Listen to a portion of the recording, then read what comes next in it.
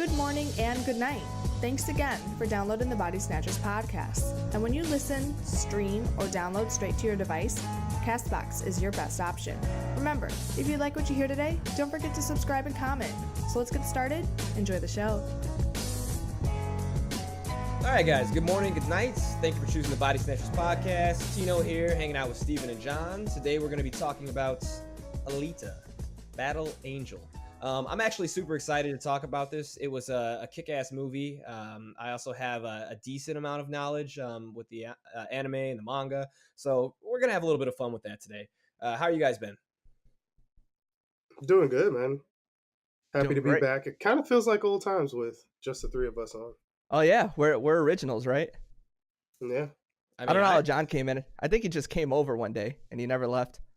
Like when you're really young and you get a step sibling that just appears and you're like, I guess we're family now. Exactly. Right? Right? You still don't know his last name. I love you because they told me I should. So that's a thing. Outside of that, not too much news. We had announced our winner for the competition that we had going on. So Chris out in Los Angeles ended up winning a copy of Kingdom Hearts. It was his choice to pick either Kingdom Hearts 3 or to go along with Jump Force. He chose Kingdom Hearts 3, so he's happy. If he's happy, I'm happy. Everybody wins. I think he made the right choice. I like giving people a choice. Honestly, I think he did too. There was a lot of hype for Jump Force, but I'm not even getting it. I'm not gonna lie to you guys. I'm hearing nothing but bad things.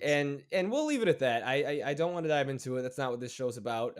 Who knows? Maybe I'll buy it just so I can trash it or be pleasantly surprised. I don't know, but it is what it is. And then also in the near future, we hope to be doing some shows with Trapped in Anime soon. So those guys are going to be coming back.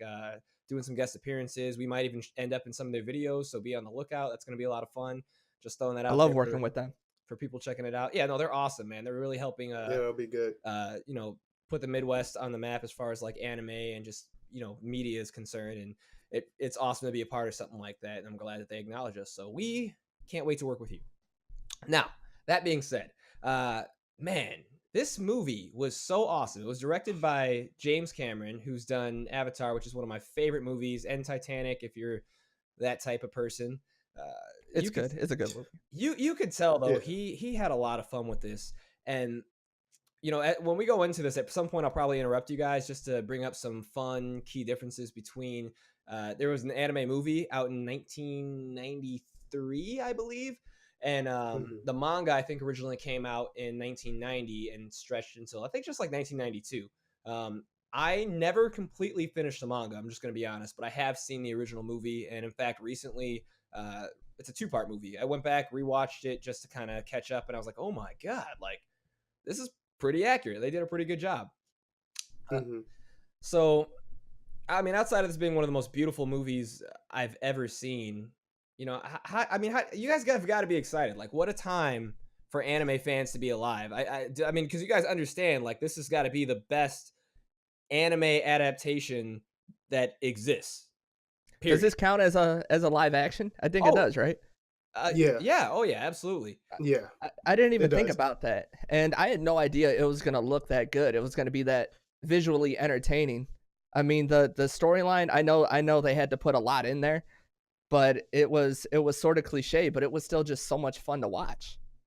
Yeah. I mean, you can tell that they watered down parts of the story, maybe to make it a little bit more digestible for, honestly, like a younger audience. I don't think they knew exactly how to tackle that, because if you read the manga or watched the original anime movie, like it's very mature.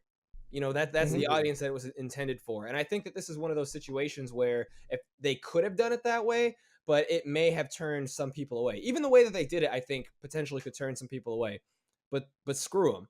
Anime fans, like, this is the best thing ever. Like, now that something like this has come out, imagine the doors it's going to open, because we've never seen an anime that's been translated to the big screen with this kind of money behind the project and people who actually are familiar with the material and they actually care and want it to be there. Not like the crappy Netflix adaptation of Death Note, where somebody kind of knows we can't find a director, people are dropping out. Like, James Cameron wanted to do this for years, which I never knew that. I have so much more respect for him. I never knew that he was like a a big time anime fan. Yeah, he's got all the rights to everything now, and it's just it came out perfect. As far as visually, I should say, visually it came out perfect. Yeah. Well, there's only so much they can fit in the movie. I think they did it pretty good, especially for me that knew nothing about, you know, the lore or the background of her. From beginning to end, I could honestly see this movie getting a sequel or a third movie if they got the room for it, and I'd be excited to see it. I'm sure a lot of people would. It killed last week. Yeah, and I was in the same. Well, the first all I wanted to add to that was Steven saying for how much they fit into it. This movie, which we'll call part 1 because there's they have every intention of making a part 2, and I hope to God they get to.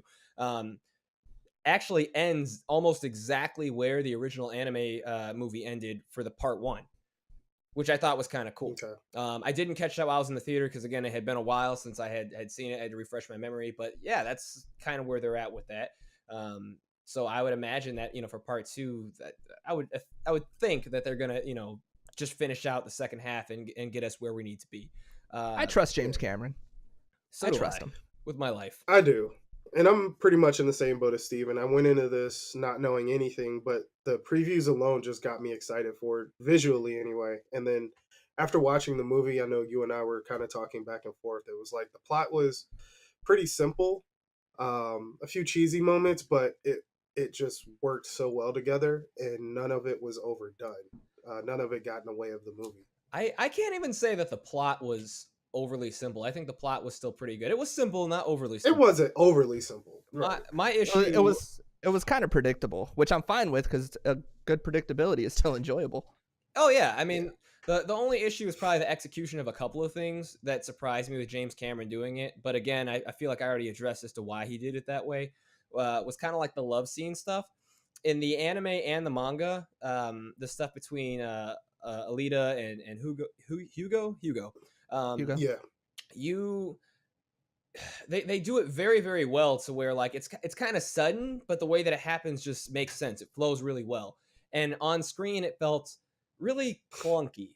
That's the best way I can describe it, and that's I'm not taking shots at it, but if you've seen the movie or you're familiar with the story, you know at the end of the day it doesn't really matter how clunky it was because that shit wasn't gonna last. Right. That part does get a little wild because I know they got to fit a lot into there. So it's, you know, I don't know how it works to where they can't make movies 2.5 hours long if they need to. I'm sure if anyone could do it, James Cameron would have the pool to do that, but he didn't. I think the movie was only 2 hours long. I mean, it was a long movie to begin with. So. And I'm happy that it was. Like I was kind of surprised. I'm looking over at John and I'm like, dude, like, I mean, look at the time, man. They're still going. We got like 45 minutes left, and like this is okay. This is okay. I didn't want it to end. This question is going to be directed at Steven because John hates happiness. He hates fun. He's a terrible human being. John thinks that Xbox is the end all be all for those who are new. He has a PlayStation 4. Fake news. But it's not. He has a PlayStation 4. It was a hand-me-down from Steven that had been destroyed. It's full of change. There's a whole process that John went through to become a little bit more normal. And in his quest I fixed, by the way. In his quest for normality, he's not compatible. He has passed over the Nintendo Switch. Now, the reason that I go out of my way to bring this up is because Steven and I are Nintendo Switch owners. We love it. In fact, one game in particular that we love was Xenoblade Chronicles 2. Now, the reason I'm bringing that up is, Steven, did this storyline... I know you didn't finish Xenoblade because you're a terrible human being, just not quite as bad as John. Agreed. But with the city that's in the sky in this movie, it's in the background behind you. You know, you've got the peasants on the streets below. Did this not remind you exactly of Rex trying to get up to Elysium in Xenoblade Chronicles 2? And Pyra, to an extent, kind of being the same kind of character that Alita was? Like, I was just like... And I enjoy those stories. I enjoy people, you know, suffering and trying to get to the new world. You know, that storyline. It's always so interesting. I'm glad that we didn't see anything up there because it's gonna make me more excited. And you know, they're smart. It's gonna make me more excited to see this next movie, and I'm gonna give them my money just so I can see it. Fair enough. In IMAX, in 3D. I seen it in 3D, and I was satisfied with it. I've never been satisfied with a 3D movie in a while. That's what everybody was saying. We didn't see it that way. Good. It was good. That does bring up a question though, because Tino, since you already had some experience with this, like just a storyline in general, because I do remember asking you, I was like, what if they get up there and there's just like there's nothing there, like it's all just kind of a facade? Okay. Like that would be like, is that, well, I guess you can't really tell me if that's how it actually plays out, but that question was at the back of my mind kind of throughout the whole movie. I'm not going to ruin anything for you as far as what's actually up there in depth, but I mean, they kind of tell you right away without actually showing you anything, because you've got Dr. Ito and Shirin, and both of them, you know, when they were up there, like, were well-known, renowned, like, you know, scientists, doctors, you know, whatever you want to call it.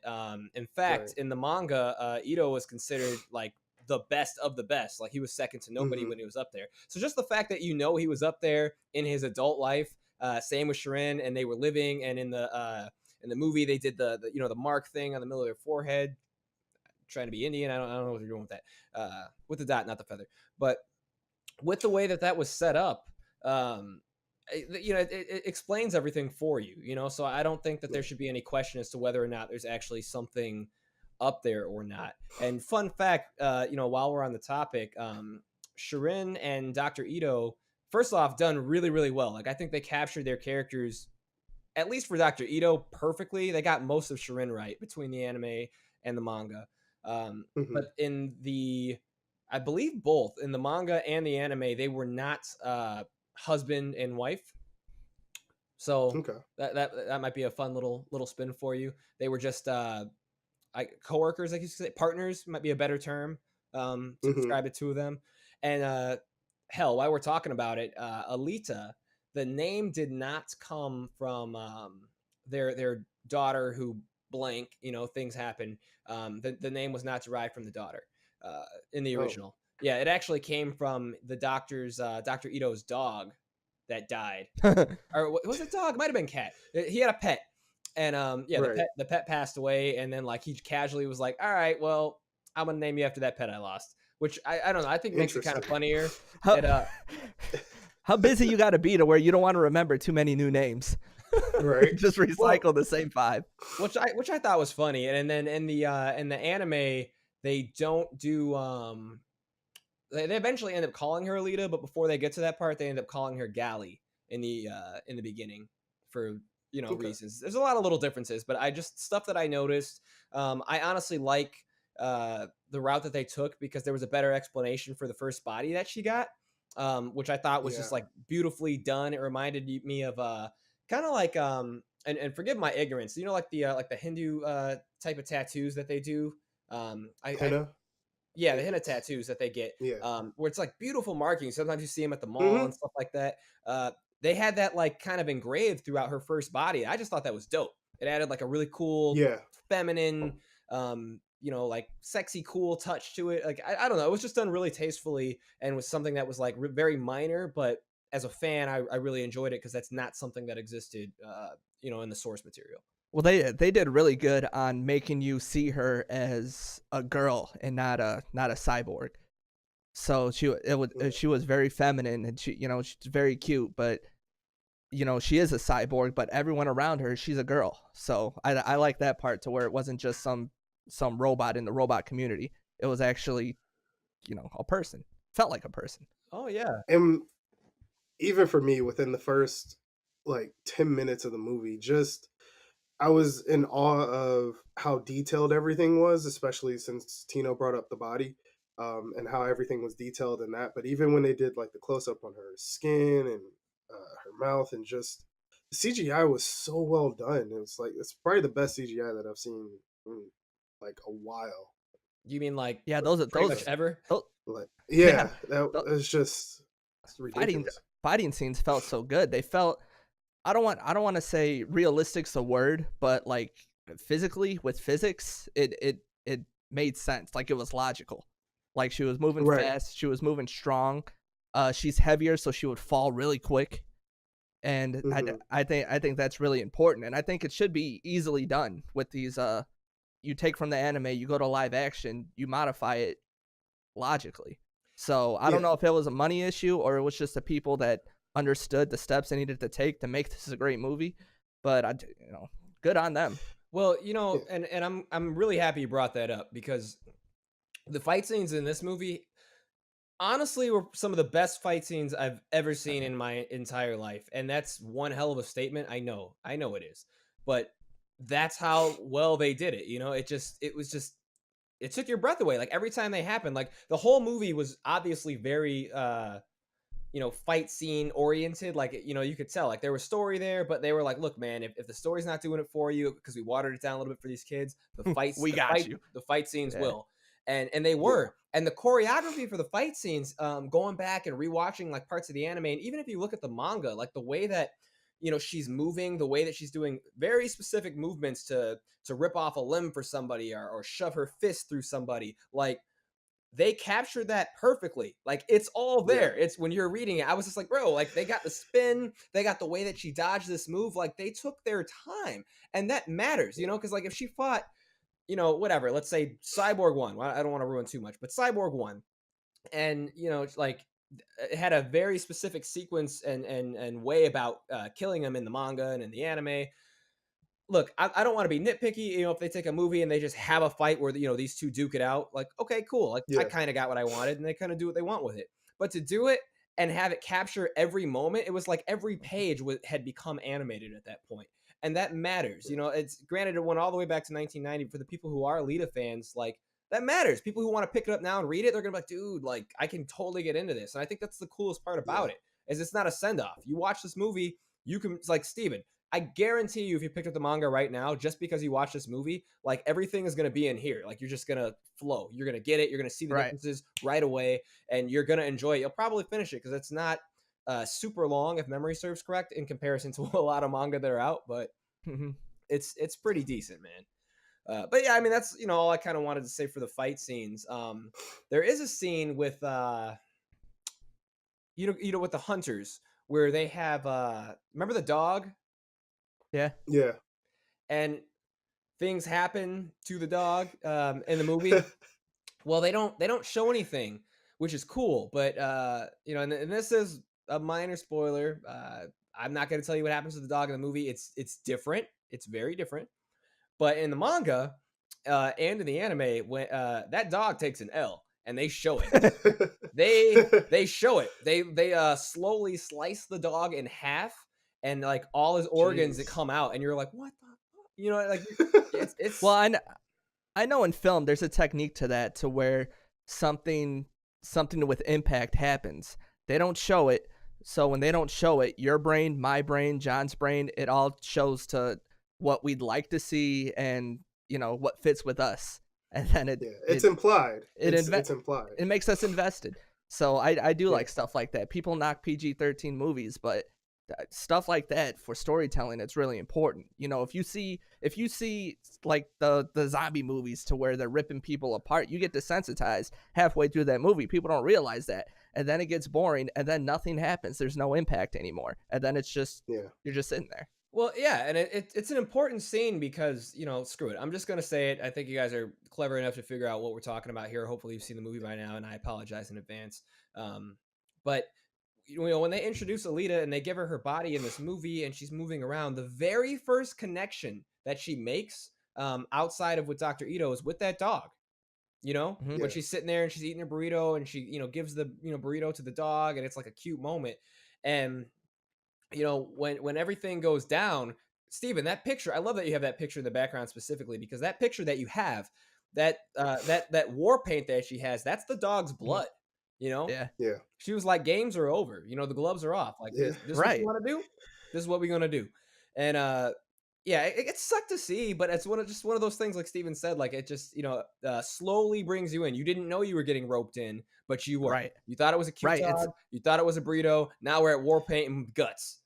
And it sets the tone, because when that happens, she's not like unconsolable, but she's ready to fight. And she's not immortal, but she's good, and she's facing someone a lot bigger than her. But like I said, she's good, and it makes for an awesome scene between the both of them. This guy that she's fighting, he's not getting overwhelmed. It's kind of like it's kind of an even fight, and that's what you want to see. You know, I think people are getting so tired of the one-ended fight to where the hero starts the fight, cleans them, and then the fight's over. Until the final fight, where all of a sudden the hero who was able to do anything, no matter what, has met their match, maybe more so, and they need luck to win. I get tired of that crap too. You know, I like seeing struggling, but granted, like, you know, she's handicapped, you know, for a reason, and even when they, you know, go on to remove that handicap, you know, they let her know, like, hey, like, this is going to be really difficult, possibly impossible to, you know, repair. So, you know, that kind of sets you up for future possibilities. Like, you got to take it easy, which she doesn't, you know? So she fights smart.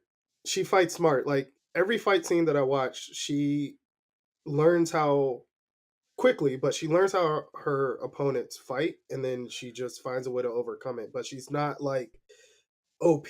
Well, see, but that's that lost style of martial arts that they use. Yeah. Which I thought it was cool they mentioned that. And they, you know, honestly, like, they mention a lot of this stuff, like, in the anime and manga. Like, it's all there. There's very little that they made up. I think minor things that are important. There's, in the source materials universe, there's mutants, which kind of live amongst, you know, the people down here underneath, was it Zolom or whatever? I think it would have been cool to do that, but I also kind of respect their decision to not put in mutants, just because it would have overcomplicated, I think, what they were trying to present on screen. And a movie like this that finally has a big budget, like, imagine if they did Dragon Ball Z and James Cameron did it. Could you imagine that? It would have been a lot better. It would be good. It would be the best thing of all time. Like, you could walk out of there, get shot, and be like, let me bleed out. I don't want to see reviews. I don't want to see a sequel that ruins it. I'll die just like this. Like, just imagine. So the way, go ahead. No, go ahead. I I was just gonna say, the way that they drop in backstory and even some of the flashbacks, it wasn't poorly done. Because we've all seen movies where they poorly drop in backstory and it's kind of just like an afterthought. But the way they did it in this movie, it made me actually it made me happy that I knew about that little bit of backstory before they furthered, you know, the current story that's going on. Simple is good, and sometimes less is better. You know, if a movie's simple, you can enjoy it more. If people like complexity, like the third Matrix, that was terrible. That was terrible. Yeah. I disagree. It wasn't one of my favorites, but, you know, I didn't hate it. The Matrix as a whole, I enjoyed. Yeah. As an individual movie. Third was alright. Yeah, the third one just lacked, I don't know, maybe like the wow shock factor. I don't know. But you know, if you guys want to do a future show going in depth for the Matrix theories, the Animatrix, which is honestly, the Animatrix was a better story than what you got out of the Matrix. I agree. I'm down for that. But going back into this, Shirin and Vector, I thought this was kind of cool. I totally forgot this. Shirin and Vector, you know, going hand in hand. They had a physical relationship in the source material, which I think matters. And actually, if memory serves correctly, I believe it was Dr. Ito. Ironically, because you know, they didn't have a physical relationship; they were just partners, Ito and Shirin. But Vector and Shirin, here I'm getting all mixed up. When Vector died, he actually died at the hands of Ito as opposed to Alita. Yeah. And he used that badass rocket. Dude, that weapon is so cool. I'm like, I just love the way he's moving it. He'll do a spin move and he'll just, like a Babe Ruth hitting a home run. It was like the hammer from Toy Story, to the Toy Story hammer from Kingdom Hearts 3. Yeah. Had a whole rocket on the end of it. And like, they kind of made it move like kind of slow, but in the anime and the manga, bro, that dude, like, he does get folded a lot. Like, he is an older man, but like, he does some pretty cool stuff. Like this, this really looked like an old man who's like got a super hammer that he's like, look, man, I probably shouldn't have this, but if you get in the way of it, it's not going to be a good time. In the beginning, when he's taking it out of the case and it's like a big hammer, I asked myself, I'm like, what is he doing? It's a 6-year-old man with a big sledgehammer, and then he presses a button and it kicks a little bit with him, and then I'm like, oh, that's cool. Yeah, that's gonna work then. That's how you smash robots. Yeah, there's no way that this can go wrong. But Steven, and really John too, just so you guys are aware, the listeners, in the anime, dude, they show quite a bit in that physical relationship that I'm talking about between Vector and Shirin.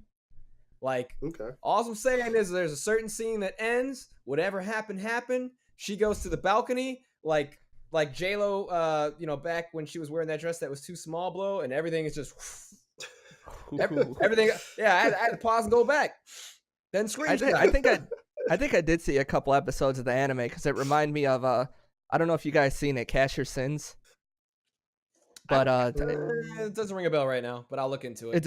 It's very mature, very dark, post-apocalyptic robots, and it reminded me of the same. So I think I'm gonna watch the anime just because I don't got a lot going on right now, and I don't want to watch Bleach. You never had a lot going on, and you should watch Bleach. Bleach is a great anime. No, don't bother me. No. How do you not know the story about Ego or anything about the squads? Like, there's a lot of things that you need to know, and it's sad that you don't. And it's a great anime. It's a good anime. If John is telling you that, you should feel some type of way. Only squad I'm familiar with is Squirtle Squad. Don't you forget that. Wow. You don't know anything about Toshiru, or Toshido? Nobody? How does Squirtle keep the sunglasses on his head if he had no ears? He squints. That's all you got. Right? The sunglasses, his eyeball you should have seen him behind the sunglasses. It's like two monocles. It's like two monocles that are connected. I don't know. I wouldn't want to wear glasses that way. That would just be absolutely awful. I could only imagine how tired my face would be just trying to hold them in place all day. Right. So why are you so mad? I'm not. Nobody's you seem tense. Or put a band around my head to connect them or whatever have you. So we stayed for the credits just to see, because it's one of those movies where like I didn't want to get home later and then get told that I'm an idiot for not staying. There's nothing worth staying. So if you guys don't mind the minor spoilers that we hit you with, and you intend on seeing it, don't waste your time. There's not going to be anything there. The ending is very interesting. Obviously, we've said it opens up to another movie, which is to be expected because they seem to be mirroring in a way the original anime, part 1, part 2 movies. The ending, though, that's the same. So that little wow shock factor that you get hit with is gonna be there. Like when you guys go back and watch it, and I hope that not just the listeners, but I hope that the two of you take the time to watch it, because it's actually much faster to just watch the anime if you choose to. I think each part is only about an hour, so 2 hours of time, and it's pretty good too. Like despite it being like a little bit dated, as long as you don't mind like the 80s style anime, I'm a huge fan of that. Dude, I love it. Yeah, it's nothing but boobs out and very gory scenes. Like there's nothing to be mad about. So yeah, I'd say watch it. Nothing at all. And so Tino, you pretty much knew how this movie was gonna end, correct? Yeah. Did it take anything away from you? No. Because I'm always interested in that. People that read the comics and the manga or the books, and it stays with the content before, and it's the exact same thing. If that changes, some people don't like it, and if it stays the same, I mean, doesn't that feel like a rerun? No. For story wise. Nope. Not at all to me. Because that's the fun of looking at these movies and stuff like that. Is because when I watch this stuff, I want to be a little bit surprised. Like it is kind of cool, like to get brownie points for people coming to me and they're like, bro, what does this mean? Or what's that? I was too lazy. I don't read. It's kind of fun to be an encyclopedia, hit you with some facts. But what about people like me? There's people who love source material like I do, like how Gia does. And for us, we want to be surprised. So take like the Marvel Cinematic Universe, for instance. I would probably hate it if every time I went in, it was like verbatim what it was in the comics. Right. I would still enjoy it. I'd be surprised about, stuff that I had forgotten, but imagine just front to back. Like I'd be like, dude, no. So I like when they make changes. Not every time. For example, Guardians of the Galaxy 2, I hated what they did with Ego. Like I thought that was a bad change, but I gave a lot of suggestions for what I thought would be a good change. So that's just, kind of where I'm at with that. But as far as this movie in particular, no, I didn't feel any type of way. Honestly, a lot of the material I had forgotten little key facts. So when I went back over, for me as a fan, I was pleasantly surprised. Like I was rereading it and just, super happy. And then I went and put the anime on, and I thought I was going to just skim through it. But next thing you know, like I'm watching it, like I finish it completely, put on part 2, and I'm like, yeah, I'm in it now. I'm invested again. And I think a lot of people will feel that way. And I think, the way that this movie was done, it's going to open up doors for a lot of fans. So yeah, new anime fans. Oh yeah, that was a good question, Steve. That's what I do. That's why they pay me the big bucks. I'm gonna, all $2 of it. I actually steal from the account, so surprise. I'm just gonna leave that one alone. I hate you. I'm gonna leave it alone. I mean, that mic does look pretty brand new. Oh yeah. Should have seen the last 2. That mouth is awfully purty. Are you stealing? and you know what? Here, I'll hit you guys with one more cool fact before we leave, because we are at time. Yeah. So I did mention earlier in this podcast about Alita's body being a little bit different for the first body that she received, without giving away too many details. I'd like to tell you guys where that body came from. It pretty much came from like a cyborg hooker, like in the That's beginning. sexy. Like she's outside, like having a cigarette, like chilling, and she's like, "What's that sound?" Head gets completely blown off. Next scene, they're sewing up Alita's head onto a new body. So obviously, for the kids and stuff, I thought it was pretty funny that they took it out, and added on with the battleship and all the other cool stuff that's in there. But yeah, overall, I really enjoyed this movie. If I had to give it like a rating, like just for fun, like 1 through 10, I'd probably give it like an 8. 8.5. And the only reason I would take anything away just because for me, I think that if they spent a little bit more time on some of the character development, between Alita and Hugo, it would have been a little bit better. And I also think that Shirin, she was cold and calculating, like how she was supposed to be, but it came off on screen to me being a little bit awkward. And I never got that awkwardness when I was reading the manga from the anime, and I think that it might have been because it was just a little bit rushed. I feel like if they cut back 3 to 4 minutes of battle time on screen, or just added it to the movie and put that in, that's all they really needed to kind of beef things up a little bit in those areas, and I'd probably be less picky about it. But that's just kind of where I'm at. Hopefully if they do another one, they'll spend more time on relationships between characters, but I don't know how you guys felt. Right. 8.5 is fair. I mean, it was like you said with Alita and Hugo, it was kind of hard to be invested in that. Something just didn't feel right to where I couldn't sink my teeth into that storyline. It's a little cheesy. Other than a little cheesy, but I don't feel like they went as deep as they should have, as they could. They moved really quick and in different directions. All of a sudden, they talk. They smile, they're together. All right. Well, it's not something that I'm going to take with me when I'm seeing all the other cool battle scenes. You got to have every part of this story on the same level. And when you got a love story down here, then the battle up here, I feel like they should have put a little bit more effort into those two. The rollerball, which we didn't really talk about, I love those scenes. Very good. It wasn't too clunky, wasn't too fast. It was really good. The bounty hunter, Zapan, I think his name is. I liked him. You'll like him even more in the anime and the manga too. He's ruthless. He's not a brutal. Boy. He's not a pretty boy. He's just you know what? All right, I lied. One more quick fact. Let's go. So with Hugo's lack of character development in the movie, in the anime and manga, he how he's obsessed with wanting to get up to Zalem. Mm-hmm. He had an older brother, and his older brother was obsessed with going to Zalem as well. So much so that spacecrafts noticed there was really no flying machines in this movie, because you could just fly to Zalem. They're illegal. And he builds one, or attempts to build one. Things happen. His fiance actually throws him under the bus, tells the hunters, so now he's, they're after him. He broke the law. And they come through and they decapitate him. Nice.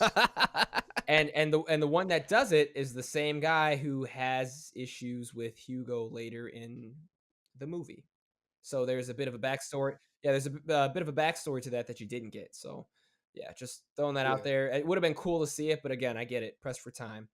Too much. Yeah. John, if you want to give like 15 seconds, because I really got to cut this off. So.